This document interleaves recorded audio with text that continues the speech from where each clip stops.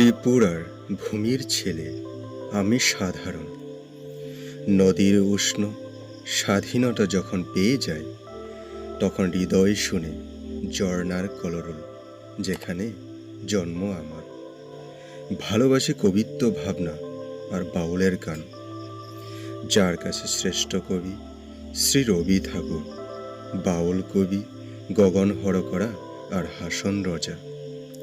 Honesty is the best policy শিখিয়েছে আমার গ্রাম্য বাবা মা। গ্রাম্য মা আমার, যাকে আমি ভীষণ ভালোবাসি।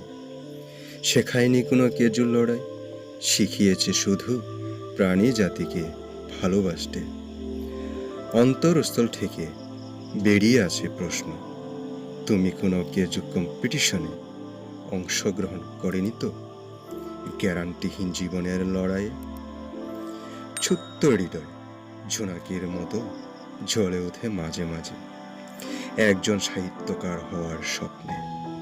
তবে হ্যাঁ, বুঝেছি জীবনের আসল উদ্দেশ্য নয় জীবনের লক্ষ্য বদ্ধ জলাশয় হওয়াটা। আমি কল্পনার বীর পুরুষ, সততায় এগিয়ে চলার সভ্যতায় আমার জন্য। কেননা সততায় নিজেকে বদলে নতুন করে নেবার সাধনায় আমার জীবন। অনাদি থেকে অনন্ত পর্যন্ত মহাকালে যে অসীম বিস্তার, আমি তারই পথি। সততায় এগিয়ে চলেছি যে মানব সভ্যতা, আমি একাধারে তারই উত্তরাধিকারী এবং কাণ্ডারি। ছিলাম যখন পেছনে, প্রাণ বলে সে এগিয়ে চলেছি তাই এখনো। ছোট্টবেলায় উঠোনে বাড়ি খেলা ছেড়ে অন্তরের বাহিরে তাই নিজেকে বদলে চড়েছে নিরন্তর। খুশি আমি একজন সৎ, পারিশ্রমিক ও বিবেকবান হতে পারলে।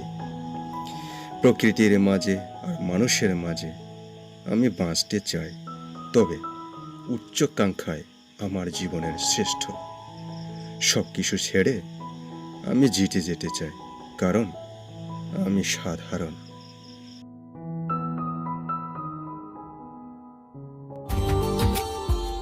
Subscribe now and press the bell icon. Never miss an update.